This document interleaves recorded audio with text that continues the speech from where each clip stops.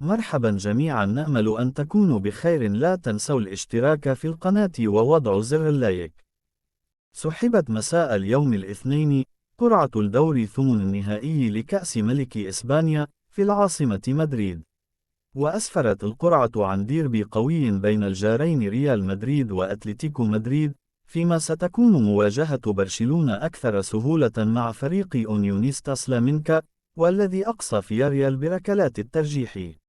تينيرينفي ضد ريال مايوركا، ختافي ضد إشبيلية، أوساسونا ضد ريال سوسيداد، فالنسيا ضد سيلتا فيغو، أتلتيك بيلباو ضد ديبورتيفو ألافيس، جيرونا ضد رايو فالياكانو.